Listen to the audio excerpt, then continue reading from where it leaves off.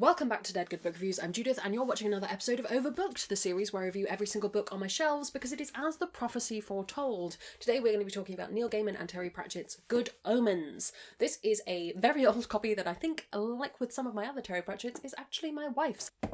We'll pop you right there. Not my copy, but also not a review copy. Regardless of where books come from, nobody's paying me to talk about books. I will keep this as spoiler-free as humanly possible. If you do want to go in knowing absolutely nothing, click away now. And I will also link the story graph for the book below in case you want to check out any user-generated content warnings. So this originally came out in May of 1990 and has been a bit of a favourite for a lot of people ever since. I would say it had maybe just a small resurgence at the point where an Amazon series was released of it. You know, just a little tiny amount of interest in that. Just a small tiny weeny bit. It is a humour, fantasy, comedy. I saw somebody put it in a horror box. I don't know if I necessarily would do the same, but it has that kind of Neil Gaiman, Terry Pratchett-esque merging of genres going on there. But there's a lot of humour in it and there's a lot of interesting world-building elements and all of that stuff. I'm not going to tell you who Terry Pratchett and Neil Gaiman are in this video. You can look them up.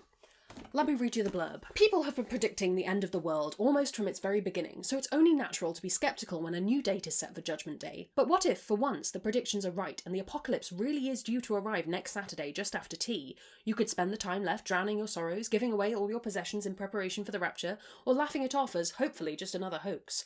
Or you could try to do something about it. This is an account of the end of the world, as from the perspective of a number of characters, some of whom are very silly, some of whom are an angel and a demon who maybe have to align in their goals to stop the end of the world because they really don't want it to happen. Among that we also counter a witch who has some prophecies going on, we have a fairly ordinary main character who gets caught up in things beyond his ken, we have the four horsemen of the apocalypse show up. It's a great time. Lots and lots of fun characters. That's one of the reasons I really like this story, I really like this book. I think I find it very hard to not conflate the book and the adaptation in my mind, so please excuse me if I say things that are more true of the adaptation than they are of the book.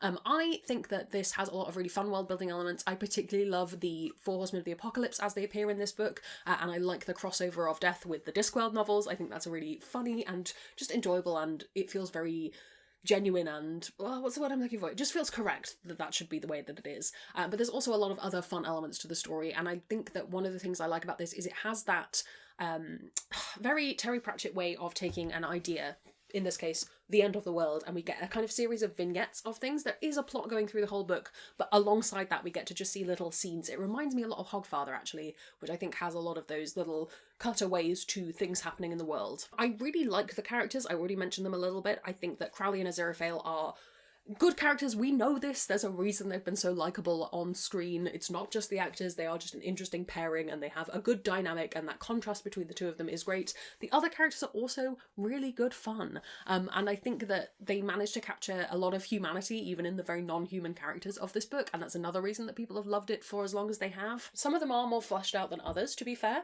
but I don't think that's to the book's detriment. There are so many characters it would make sense for that to be the case. I think the first time I read this, I didn't really get a handle on the book as a whole. I think you can very much, for me personally, I can tell which bits were written by whom and which person had like a leading hand in which elements, and I personally prefer the Terry Pratchett more silly, more satirical, more reflective moments of the story than Neil Gaiman's more plot-driven moments. That's how it feels to me anyway. I can't confirm. I don't have a version of the book where I can see exactly which pages were whom, but it still felt very much like I had those two not necessarily warring writing styles, but they didn't necessarily complement each other in the way that I thought they should.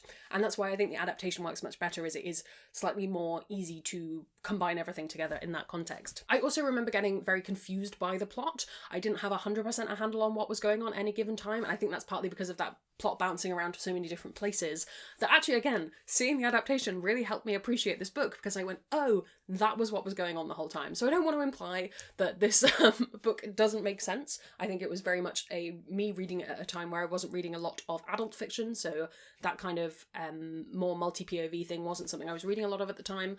But I will say that I think this book warrants a reread, and it's not necessarily going to be all hunky-dory on the first read. I will also say the book is not as diverse as the series. They definitely lent into that more when turning it into a TV series, and that might be something that you go, hang on a moment, what about this element to the story? You just don't get that as much, and that's a product of it being from May of 1990, I think. And and so we do have those slightly dated elements in there. The book and the adaptation are not identical in that way, and I know some people might find that disappointing. I think it's just one of those things where you go, great, they did a good job making that more better. Yep. If you want comparisons or other things to read, I recommend looking at my previous Terry Pratchett and Neil Gaiman videos. I think I have 2 Neil Gaiman videos up, and I have at least 3 Terry Pratchett ones from previously, maybe 2 or 3, I forget, but they will have gone up within the last few weeks, so you can go and check those out if you're interested. I don't have a huge amount to say on Good Omens because I feel like the subject has been done to death, because so many think pieces, so many thoughts that people have had about this. I just wanted to touch on it as an Overbooked video because that is the concept of the series. So we are now moving away from Terry Pratchett, which feels very bizarre, and also this is the first Overbooked